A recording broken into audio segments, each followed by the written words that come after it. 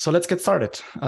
Welcome to today's Cluster API provider OpenStack office hours. Today is the 10th of August in 2022.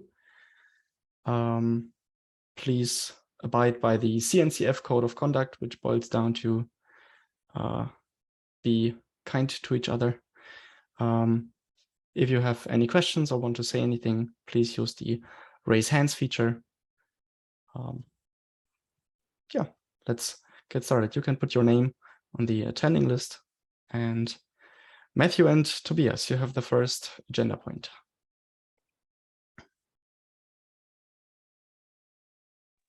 Yeah, who would start? I can start. In the past few weeks, we had a lot of failed CI end-to-end test and conformance test. And this is because of a zone in the GCP region, US, I think East 1, is full. And also it's a bit hard that we have to spin up a dev stack every time for each end-to-end test and for each conformance test and so on. And we should discuss if we want to go ahead to VexHost or OVH and talk about some sponsoring for the Cluster API provider OpenStack. Matthew, maybe you want to add something because you talked to the guys.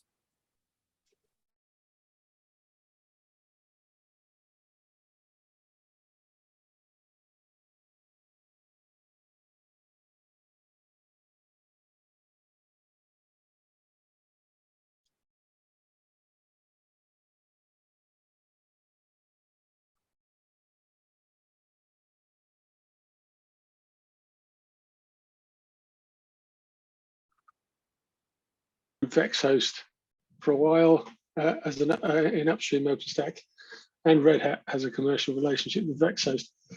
And when I spoke to him, Mohammed, he was more positive about potentially sponsoring us. So yeah, I feel like we could reasonably approach Mohammed and ask if VexHost might give us some CI capacity.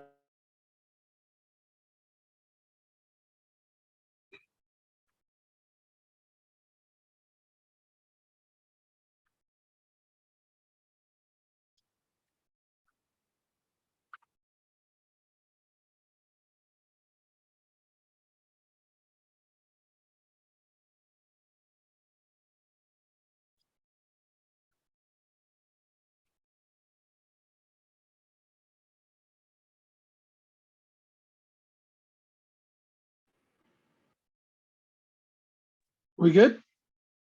I'm not sure. I just dropped out the second time. I hope it's fine now. It said it was recording again, so fingers crossed. Anyway, so yeah, I think we could get some data together and formally approach Mohammed and ask him. The thing is, I mean, I've been busy with a ton of stuff lately. I've been a little bit disengaged. I'm obviously aware of the GCP errors. If the GCP errors are just because a particular AZ is full,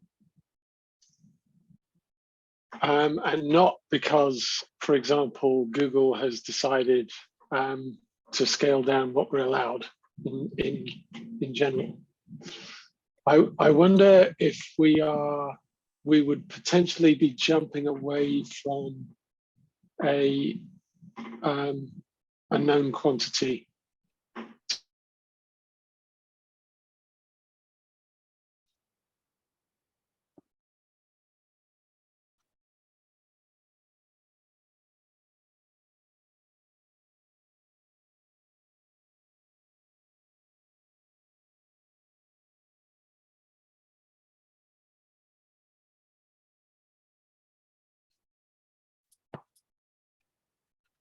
To fix themselves, I don't think that this is possible at all. I don't know. Maybe we can switch the region or we can improve our scripts to not depend on a single zone. So we can take a look on the zone capacity and choose the less full zone. I don't know, maybe something like this. But I think we have to do something. I don't think that GCP is able to help us, because I also asked in testing ops, and Ben the Elder told me that nothing has changed, or he has at least no more info for me. Yeah, so I think we can go and take a look at other regions maybe, and if this will not work, we can talk to OVH or Vexhost in the future. Yeah, the only reason I say is because until this happens, GCP has actually been quite reliable for us, despite it being janky as hell. What we're doing there, it does kind of work. I mean, if we jump to another cloud, for example, Vexhost, I mean, they're going to have problems too from time to time. I mean, the advantage with Vexhost is we don't need to spin up a dev stack. The disadvantage with Vexhost is we're not going to be able to run certain E2E tests at all. For example, because they won't have enough availability zones.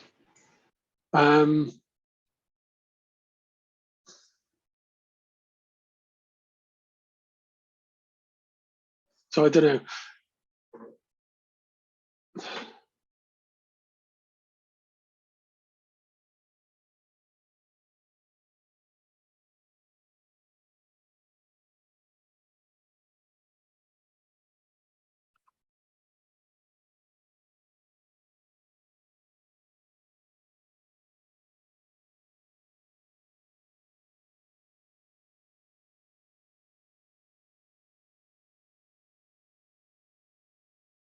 What was the maximum number of CPUs that we were using at a single time in 12 months?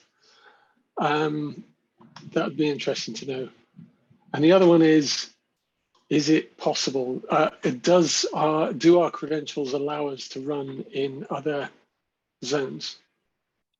Because honestly, I just copied it from what was there before, and it was hard coded before.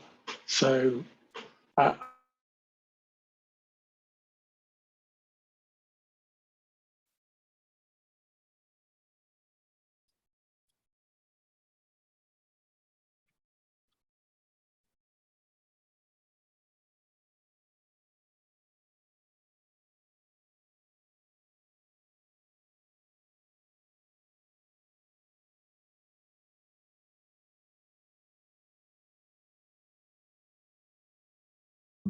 each commit on each branch. So I think we have to take a look at the history, how many CPUs we're using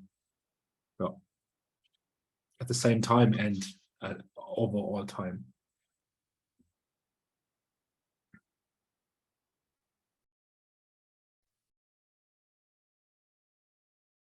okay, I think for now, let's take the easy path. Tobias, do you want to try changing hard coding the zone to something else and seeing if it works? And if it does, let's change it to something. Let's hard code it to something else. But that would tell us that there may be legs in writing some logic to find a zone with capacity. I'd say let's do that first, just because it's more of a known quantity. And if we don't get anywhere with it, then we'll approach Vexhost. Yep. Okay, I switched my internet connection. I hope it's more stable now. I dropped out quite a few times more. Lennart, you're up next. Yes, this pull request was something I took over from Anwar, who left. It has been there, I think, over the summer. I was on vacation, so now I thought I would just mention it here and see if someone can. I see 1 hour ago there was a review. Good. Then I'm not sure if there is much to say. Actually, I just wanted to make sure that we see it and yeah, we can move it on. Yeah, I reviewed it earlier. Nice. So Thank you. I think it looks good in principle, but I had some queries, and the big one, which hopefully we'll talk about later, is env tests. All right. Cool. Thanks Okay. for that. Okay.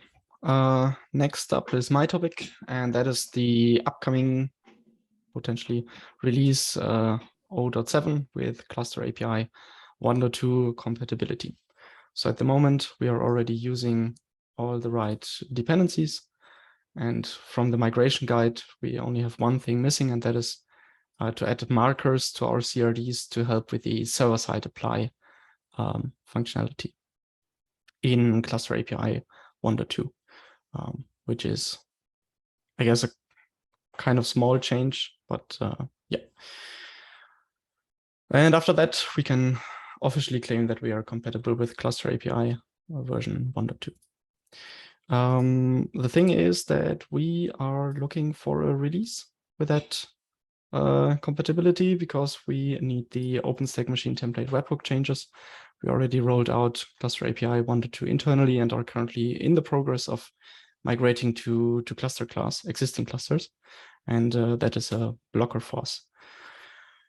Now, the thing is that we added a new API version, v1 alpha 6, and I'm not sure if we want to release that now, if we want to batch more changes, because yeah, I don't know. That's my question. What is your opinion on that?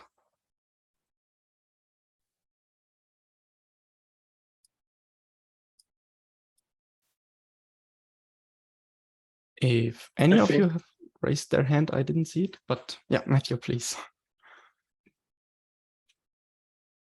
I was looking for the raise hand button. I'm failing to find it. I think there are still things that we haven't done that we wanted to do for a V1 Beta 1 release. I think this sounds like a new alpha release, unfortunately. If we need to get another release out, I still don't think we're still making too many API changes. I mean, there's another thing about the server-side apply markers. They can also be API incompatible. They're not free from a backwards compatibility point of view. And I personally don't understand what changes there are breaking and which ones aren't at all. I only know that I've been hit with it before. So I think if nobody on this team understands that, I would personally be looking for external review on any changes we make to server-side apply markers. Like I say, because I don't understand it. But yeah, my feeling is if we have to do another release, then we should stay alpha.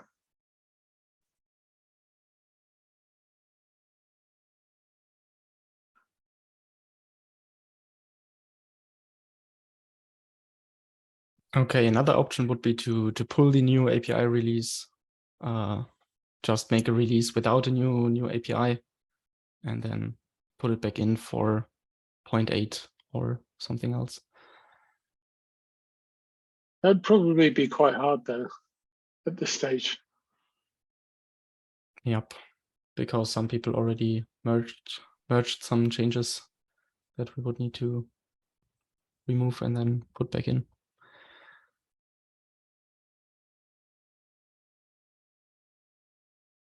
Okay.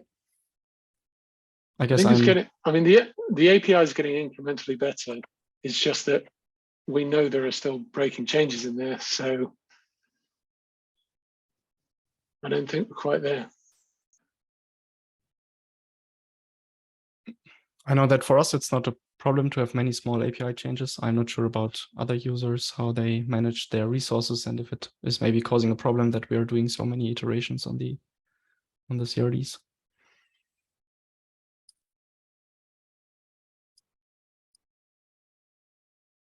Okay, let's keep this topic in mind. I'm gonna create a pull request for the markers, and then I don't know, Matthew, if you have connections to someone who knows about this, who can get in proper review for that. I know a guy. Okay, perfect. Next up, Matthew, env tests mocks. Yeah, please merge it. Please merge it. I'm looking for an LGTM. It's a big old change. But like I say, I tried to break it up. It's not, I don't think it's a functional change. It just moves a ton of stuff for irritating mechanical reasons. Yeah, if we could get that merged, that would be awesome. Stephen, who just joined. Hey, Stephen. If you click on the change underneath, there's an example use of it.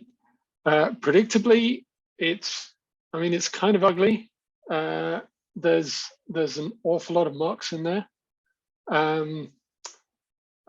I suspect as we write more of these, we will get better at abstracting those out somehow to make the useful part of the test more obvious. But yeah, when you just look at the sheer number of mocks, it's a lot. The other thing we might do is we may end up writing a simulator, which wouldn't be the first time I've done that.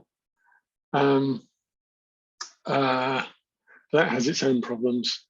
But this change would allow us to have a simulator provider, as well as a mock provider and a real provider. So I mean, there would be no more mechanical changes if we wanted to replace the mock implementation with the simulator. Yeah, that's that. I need an LGTM, please, because it's got so many tentacles. It keeps having merge conflicts. If we could merge that, that would be awesome. Okay, great. I'm trying to take a look later. Yeah. The other thing is, Linux. Linux changed to security groups. I specifically commented on the review that would be, So this would be a great one to test with env tests because there are so many cases here. So, for example, if you just below where you've highlighted there, Yulin, I pointed out something. I think it might be a bug in the patch. I think we may have accidentally disabled the filter functionality, but we could have an env test that used the filter functionality and that didn't use that and specified a UUID and all of the things. And I think it would be, and of course we could do the same for multiple versions of the API. So we could test our conversions. I would really like to get us to a place where we're doing that.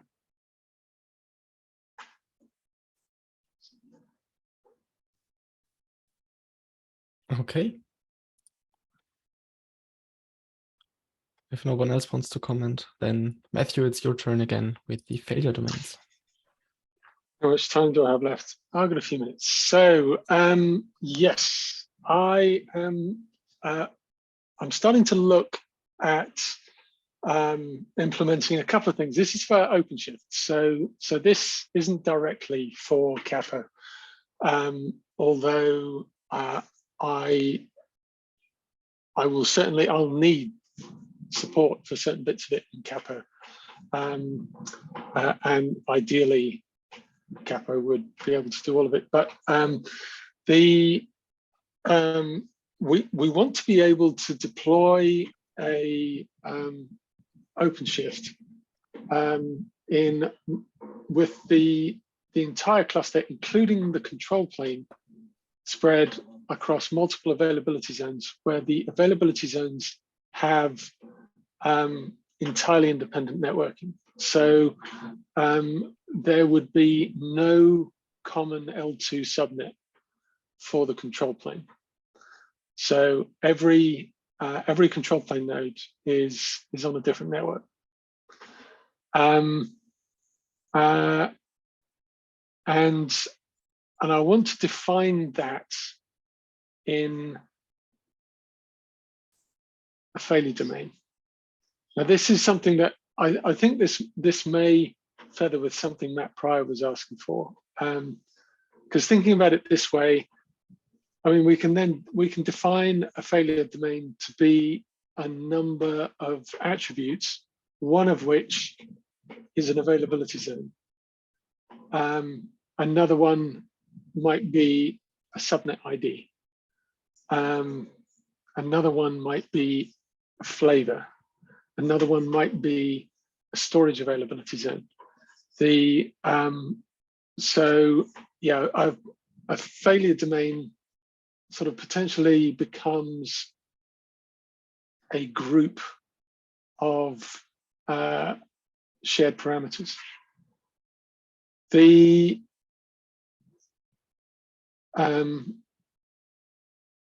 way I'm looking, or the way I think I'm going to implement that in OpenShift, is by describing the failure domains centrally. This would be analogous to how we have the failure domains definition on the cluster object in CAPI.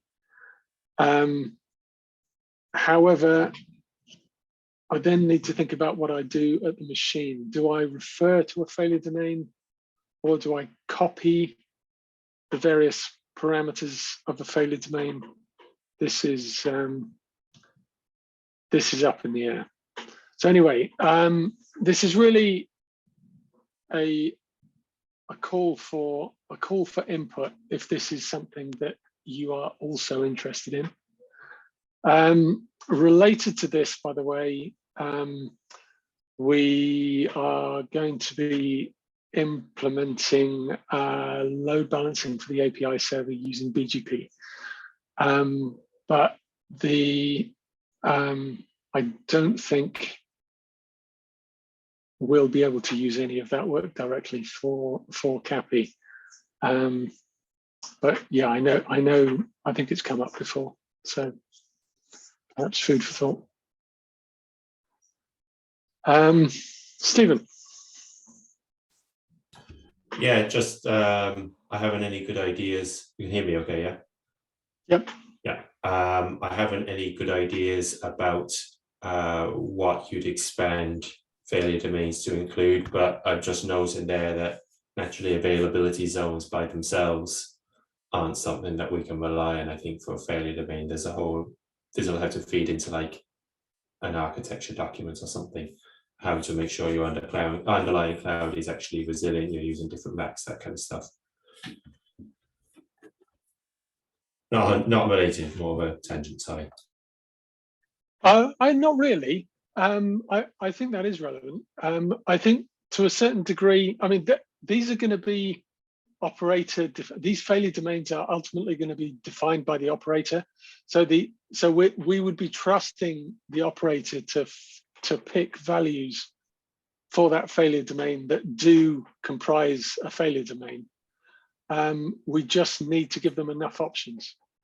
And as you say, availability zone by itself is definitely insufficient, and may not even be a failure domain. So, yeah, very much. So anyway, yeah, that's something I'm thinking about. If anybody has any thoughts, then yeah, please talk to me about it. And when I have an idea of what the hell I'm doing, I may start proposing capo patches for that. But yeah, in capo specifically, I was wondering about should we have a machine refer to a failure domain, and then when it is instantiated, it copies values from the failure domain to its status, which then become canonical, which would allow the user not to have to duplicate everything in the failure domain, but would allow you to change the failure domain later whilst the machine remained immutable. I'm thinking myself in knots here, so I'll shut up. Okay, thanks for that. That was the last topic. I have one last announcement, and that is that at the end of August, I will be changing my job and stepping down from capo activities. So yeah, thanks for having me here and having me on your team. It was a great pleasure. I always had fun. And yeah, see you at the next KubeCon. So it's still Kubernetes, but not OpenStack anymore. It's open source cloud infrastructure stuff. Right. Partly Kubernetes, maybe cluster API. We're gonna see. Right. When I start. I can talk for the whole team here that we will miss you for sure. Thanks. But anyway, I'll wish you the best for the next job. Thanks a lot. And with that, Yeah. let's conclude today's office hours and see you on Slack and GitHub. Goodbye. Bye-bye.